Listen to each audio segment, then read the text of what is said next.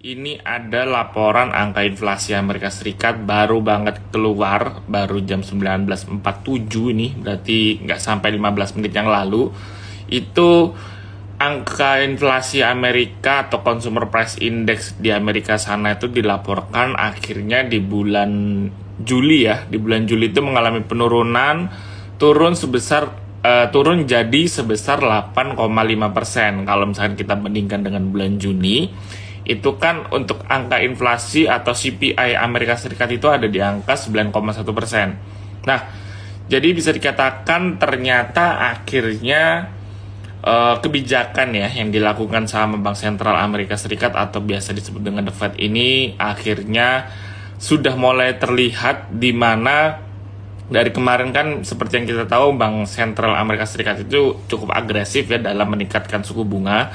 Akhirnya juga ini membuat angka inflasi Amerika Serikat tadi itu turun dari 9,1 di bulan Juni, di bulan Juli jadi 8,5%. Nah, yang menariknya di sini apa nih teman-teman? Kalau kita perhatikan kan ternyata yang memang membuat penurunan inflasi ini itu adalah harga BBM yang ada di Amerika Serikat sana, itu harganya turun.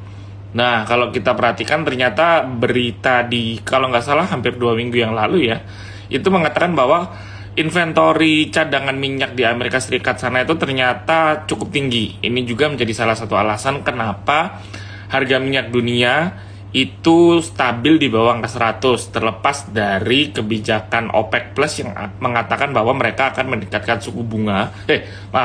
Maksud saya akan meningkatkan produksi minyak ya di bulan September nanti. Dan ini juga menjadi salah satu alasan juga penyebab penurunan angka inflasi yang terjadi di Amerika Serikat sana. Nah, kalau kita lihat market di Amerika sana kan sekarang itu sepertinya sekarang pergerakannya masih hijau ya. Dow Jones masih merah nih teman-teman kalau saya lihat, karena ini belum opening juga ya. Jadi mungkin tentunya market Indonesia sendiri gimana nih menanggapi adanya penurunan inflasi. Tentunya ini harusnya direspon cukup positif buat hari Kamis sama Jumat besok. Kenapa saya bilang begitu? Karena memang seperti yang kita tahu kan market kita itu dari kemarin itu kan bagus, tapi kebanyakan para pelaku pasarnya, baik investor, terus juga policy makernya, baik itu pemerintah dan juga Bank Sentral Indonesia, yaitu Bank Indonesia, serta ya orang-orang yang berkecimpung di dunia pasar modal lah, itu ibaratnya tuh was-was nih. Kenapa was-was? Karena memang takut kalau misal ternyata terjadi beneran resesi. Walaupun seperti yang kita tahu kan market kita itu udah bagus nih. Nah, ini yang ditakutkan kemarin kan kalau ternyata market kita divergen atau market kita bagus sendiri, sedangkan market lain itu kalang kabut ibaratnya. Nah, itu kan yang nantinya pasti akan ada dampaknya juga ke Indonesia, walaupun nanti dampaknya itu telat gitu. Nah, dengan adanya penurunan inflasi di Amerika Serikat ini bisa dikatakan bahwa kondisi ekonomi di Amerika Serikat sana itu berusaha untuk recover dari adanya disrupsi supply chain yang sekarang terjadi di luar negeri sana ya. Nah, lalu misalkan kalau ditanya besok gimana nih market kita, jadi langsung aja ya saya akan coba bahas kondisi market kita untuk besok, sama kita ngelihat flashback sedikit ke belakang. Teman-teman kalau misalkan ada pertanyaan boleh langsung aja tulis di kolom komen, nanti akan saya coba bantu jawab ya. Nah, oke, di sini teman-teman kelihatan nggak? Harusnya kelihatan ya. Bentar. Nah, ini market Dow Jones. Saya coba ganti dulu ke IHSG ya. Nah, IHSG kita itu kan hari ini tadi itu kan turun cukup dalam ya, tapi berhasil di katrol naik. Kalau teman-teman perhatikan memang penurunan sekarang itu kita rasa cukup wajar. Kenapa? Kalau teman-teman lihat ini kan dia uptrend terus ya. dari awal bulan Agustus sampai sekarang itu belum ada penurunan sama sekali untuk IHSG. Dan seperti yang kita tahu kemarin itu angka 7050-an itu merupakan angka-angka resisten kuatnya untuk si IHSG ini. Dan ternyata akhirnya di 2 hari terakhir, bahkan dari minggu lalu ya, dari hari Jumat itu berhasil ketembus. Nah, ini juga yang menyebabkan hari ini indeks kita itu mengalami penurunan, walaupun kalau kita lihat di akhir sesi tadi itu sempat dikatrol naik sama saham-saham blue chip atau big caps yang pergerakannya cukup positif gitu. Nah, terus gimana kalau misalkan kita ngelihat adanya sentimen yang cukup positif di mana Amerika Serikat angka inflasinya turun?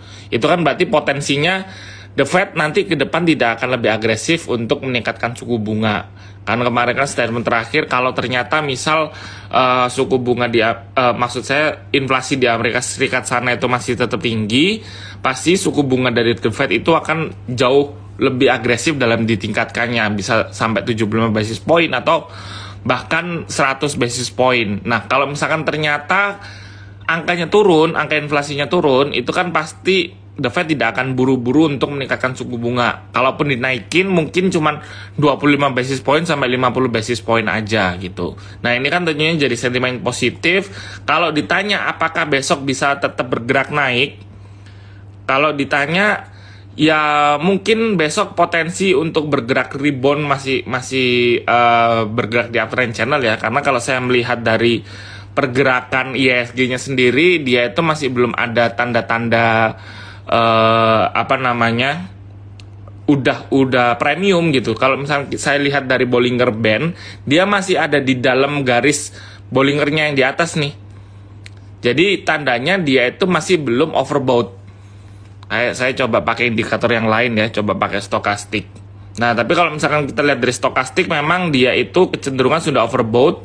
Karena ya kita lihat aja nih, dia itu kan overbought ketika sejak ada di harga 6.900-an. Di atas 6.900. Jadi di sini nih. Nah, di sini nih dia itu udah mulai overbought ketika dia udah keluar dari area-area sideways ini, dia bergerak uptrend. Nah, kalau ditanya sekarang ini apakah wajar pergerakan IHSG kita itu masih berpotensi untuk bergerak naik? Nah, kalau kita lihat dari sisi fundamentalnya mungkin masih wajar kalau bergerak naik. Tapi kalau kita lihat dari sisi teknikalnya gimana? Ini kan kalau teman-teman lihat, dia itu kan IHSG kita itu kan ngebentuk double bottom ya. Nah, ini kan dia ngebentuk double bottom, neckline-nya itu cuma di sini. Jadi pergerakannya itu cuma di sini nih harusnya ya, untuk dia bisa bergerak menguat. Tapi ternyata pada kenyataannya dia ranging di sini. Berarti bisa dikatakan, dia itu kan sekarang ngebentuk continuation bullish flag. Nah, bullish flag-nya targetnya sampai ke berapa? Kalau kita lihat, kan ternyata bullish flag-nya itu targetnya sampai ada di ini nih 7.133, dan sekarang tutupan masih 7.000 ya, hari ini sempat 7.100 ya, bisa dikatakan harganya sudah cukup premium. Apakah sekarang pertanyaan, apakah masih bisa bergerak naik? Mungkin masih bisa. Dia masih ada potensi untuk menutup gap di sini nih. Teman-teman kalau lihat di sini tuh ada gap ya. Saya coba gambar di sini biar kelihatan jelas, saya highlight. Nah, ini tuh ada gap di angka, berarti di angka ini nih. Di angka 7.180 maksud saya dari 7.140 sampai 7.180. Nah, peningkatan yang sekarang ini kan bisa dikatakan sudah mulai cukup terbatas ya. Biasanya pasti saham-saham big caps nih yang mulai diperhatikan. Kita coba lihat aja, ini kebetulan juga ada yang tanya beberapa. Saya coba kasih lihat Bank BRI. BRI pergerakan itu sekarang sudah, nah teman-teman bisa perhatikan. Saya coba gambarnya saya jelasin ya. Oke. Saya gedein dikit. BRI ini sudah susah nembus nih. Kemarin di hari Selasa dia bergerak naik tapi tutupan di katrol turun. Hari ini dia malah bergerak turun lagi. Karena memang ngelihat ISG udah premium, terus juga market kita udah belum ada sentimen positif ya kemarin, tapi kan hari ini ada sentimen positif dari global. Nah pertanyaannya kalau BRI masih bisa rebound apa enggak? Saya sih ngelihat kemungkinan BRI besok itu bakal rangingnya itu mungkin di range ini nih, di 4.300. Kalaupun naik mungkin sampai 4.380. Jadi rangingnya Bank BRI besok itu ada di angka-angka ini, di 4.300 sampai 4.380. Nah gimana kalau misalkan ternyata dia turun makin ke bawah Mas Haji? Ya berarti kalau turun ke bawah, target supportnya ada di angka 4.200. Kalau ditanya kuat mana Bollinger sama Stokastik sama MACD, kalau saya sih biasanya menggunakan semuanya ya, karena indikator-indikator ini kan nggak selalu benar dan nggak selalu salah. Jadi biasanya saya itu menggunakan 2 atau 3. Jadi misalkan nih, kalau dari sisi MACD udah bergerak uptrend, tapi dari sisi misalkan stokastik masih oversold, dan yang dari Bollingernya juga masih oversold. Berarti kan satu mengatakan dia uptrend, 2 mengatakan dia bakal downtrend. Nah, yang saya pilih yang 2 ini aja gitu. Jadi gunanya indikator ini jangan pakai 1 doang kalau menurut saya. Jadi dipakai minimal 2 atau 3. Jadi buat dibandingkan. Kalau ternyata 2 udah sama-sama benar, misalkan udah oh ya ini terkonfirmasi kayaknya bakal uptrend, ya udah itu berarti mungkin pergerakannya itu akan sesuai dengan perkiraan dari indikator tadi gitu. Nah, lanjut lagi ya. MDKA ini agak seru ya teman-teman. Dari kemarin itu kan MDKA, Inco sama Antam itu kan dapat sentimen cukup positif dari berita negara China, perusahaan di China yang akan membuat pabrik nikel di Indonesia. Nah, perusahaan China ini kan merupakan merupakan suppliernya Tesla untuk baterai, untuk electric vehicle-nya. Jadi perusahaan-perusahaan China ini mereka datang ke Indonesia bekerja sama. Yang pertama itu kerjasamanya sama Inco. Yang paling besar tuh Inco, yang kedua Antam. Nah, MDKA ini juga dapat, tapi kalau kita lihat dari sisi porsinya yang dapat paling banyak itu Inco sama Antam. Nah, MDKA juga pasti kecipratan lah ibaratnya kayak gitu. Nah, kalau kita lihat dari teknikalnya memang dia itu kan teman-teman lihat kan dia berusaha untuk ngebentuk inverse head and shoulders ya, tapi dia kayaknya susah nih. Jadi bisa dikatakan ininya udah nggak ke-create karena dia udah kelamaan di right shoulders-nya, di shoulder sebelah kanannya udah kelamaan. Jadi dia malah bergerak sideways. Nah, kalau bergerak sideways gini gimana? Apakah dia akan turun lagi? Kalau saya ngelihat karena tutupan hari ini dia ada di atas area supportnya 4120, kemungkinan besok dia ada potensi untuk rebound. Rebound naik ke berapa? Target paling jauhnya di angka 4850. Tapi kalau misalkan target pendeknya deh kita diskon setengah, mungkin 4400 atau 4450 itu sudah cukup lah. Kalau misalkan kita ngelihat di indeks kita yang harganya udah cukup premium ya, sudah di atas 7100-an gitu. Bird sama Bumi. Nah, ini saham yang lumayan diminati ya sama investor retail. Bird teman-teman lihat dia harganya cukup premium. Maksud saya Bird ini dia berusaha untuk bergerak keluar dari sideways-nya dia. Sideways-nya ini kan ada 3 nih. Yang di sini nih, yang 1570 sampai 1690 yang saya ini nih yang kecil. Kalau dia bisa keluar dari sini, dia bakal masuk ke sideways yang lebih besar, 1470 sampai 1845. Nah, teman-teman kalau misalnya market seperti kondisi saham seperti ini, buat trading itu cukup enak nih.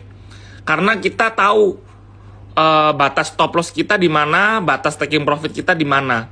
Kalau misalkan di sini nih, hari ini kan targetnya kan misalkan di 16.90, tapi hari ini tutupan 16.75. Ya udah, kita nanti anti belinya aja di 15.70 gitu. Misalkan di 15.80, 15.90 kita antri beli dengan target jual di 16.90. Kalau ternyata besok nggak turun nih, ternyata besok malah bergerak naik di atas 16.90, misalkan ke 1.700, 17.10, ya udah beli aja nggak apa-apa karena kita ada target lagi di 18.45. Kalaupun turun juga sama. Kalau misalkan tiba-tiba dia makin bergerak turun nih ke 15.70, udah antri beli tapi ternyata malah jebol di bawah supportnya. Ya udah, kalau pilihannya dua, mau di cut loss dulu atau enggak average down di angka 14.70. Gitu. Jadi sesuaikan dengan porsi investasi teman-teman ya, gimana. Yang berikutnya ada bumi. Bumi itu kan harusnya target kita awal, ibaratnya itu kebanyakan para trader ya, saya sempat ngobrol-ngobrol juga, target orang-orang tuh hampir semuanya itu sepakat target itu di 120. Makanya kemarin waktu di minggu lalu ya, ketika dia sudah nyentuh sedekat 120, pergerakannya turun, habis itu pelan, makin lama makin lesu. Nah, tapi tiba-tiba kemarin ketika market kita itu bergerak positif, orang-orang jadi optimis lagi sama bumi. Itu akhirnya menyebabkan secara volume dia bergerak naik, secara liquidity juga terlihat cukup besar. Hari ini dimanfaatkan sama orang-orang untuk taking profit. Nah, sekarang pertanyaannya, besok gimana? Apakah sama kayak yang waktu kemarin nih, dia turun tapi perlahan-lahan naik? Mungkin dia bakal turun besok, tapi kemungkinan candle-nya itu ditutup hijau. Jadi dia open itu pasti open gap di bawah. Misal nih contoh, hari ini kan tutupan di 133. Bisa aja besok itu opening di 120-an, 125, 126, 128. Tapi habis itu ditutupan agak naik. Misalkan di atas 130. Ya, jadi teman-teman kalau misalkan yang besok belum punya bumi, kalau misalkan masih mau agresif masuk, ya antri aja nggak apa-apa, tapi antri di bawah. Ibaratnya buy on weakness aja. Jangan beli di harga closing hari ini. 130 itu menurut saya sudah cukup premium. Gitu. Hari ini kan turun 5% juga udah cukup banyak gitu. Nah, kalau misalkan mau antri beli, misalkan saya bilang tadi di 125, 121 langsung pasang untuk stop loss-nya. Jadi ketika dia turun, teman-teman nggak khawatir lagi, karena ini saya ngelihatnya kemungkinan bakal fluktuasi harganya bakal tinggi nih.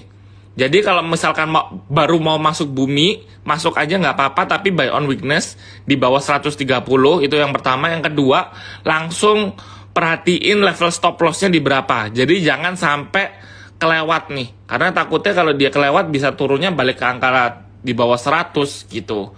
Tapi kalau misalkan masih hold, ya udah di hold aja. Kita ada target price berikutnya tuh di angka 156 untuk bumi.